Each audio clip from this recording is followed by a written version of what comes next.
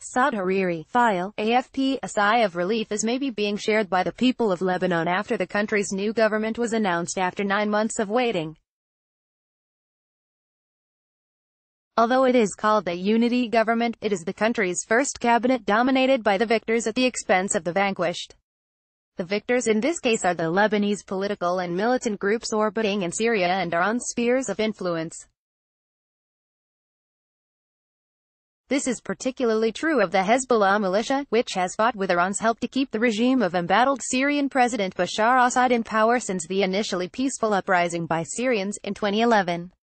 Hezbollah's expanding power in Lebanon reflects a deepening Iranian influence in an arc of Arab territory, from Tehran through Baghdad and Damascus, that its foes Saudi Arabia and other Arab countries have been struggling to counter.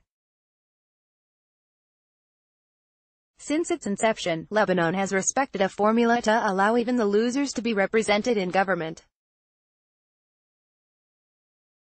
All internal conflicts fought between its various groups ended in a draw.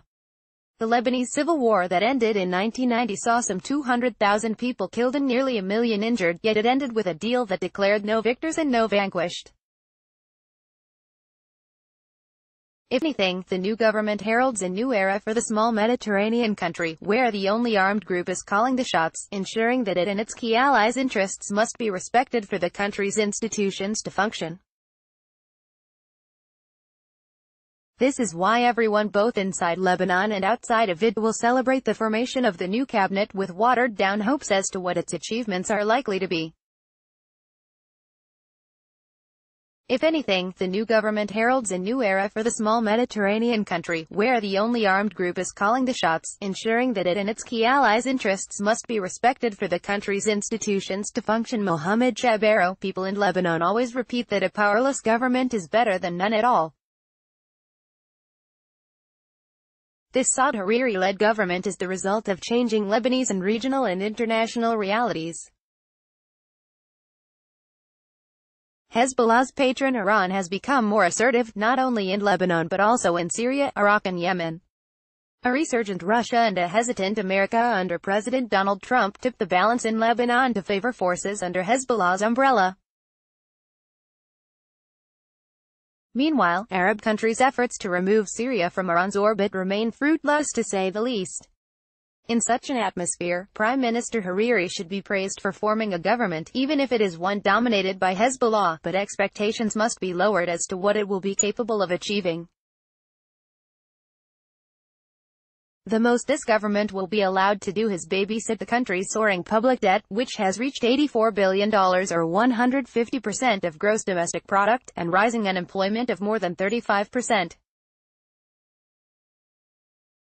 Hariri remained as head of government based on his supposed ability to keep an international umbrella that sustains the viability of state institutions, and maybe unlock the $11 billion of soft loans and grants pledged by international donors at a conference in Paris last year.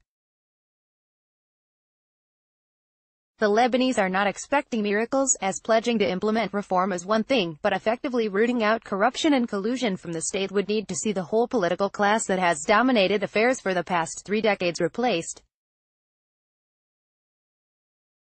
So, yes, the Lebanese are celebrating the new cabinet, but are reasonable enough not to expect an end to their domestic misery, with bad infrastructure seeing the country flooded with every downpour, an incompetitive and unreliable telecom sector, intermittent power supply, and garbage that has been piling up. The Lebanese will not be caring much that Hezbollah is in total control of the country's destiny, including its foreign relations and strategic alignment closer to Tehran and Damascus. In last May's elections, Hariri's Sunni dominance was shaken, as he lost more than a third of his seats in parliament, many of them to Hezbollah-allied candidates. Hezbollah equally weakened its Christian and Druze opponents, which once formed the anti-Iran and Syria front of the March 14 alliance. Despite it being deemed a terrorist organization by the U.S., Hezbollah has assumed control of 3 ministries, a clear slap to all American efforts to contain both it and Iran in the region. In a first blow to the West and particularly the U.S. since the government formation, Lebanon has announced that it will not attend the Warsaw Conference that aims to realign efforts to contain a more belligerent Iran. Not that Lebanon's participation is crucial to the success of such conferences, but it is an indication that things in Lebanon have changed, as the country and government is further aligned with the Iran axis at the expense of its traditional position as a neutral player in the Arab world. Mohammed Shabero is a British-Lebanese journalist with more than 25 years' experience covering war, terrorism, defense, current affairs and diplomacy.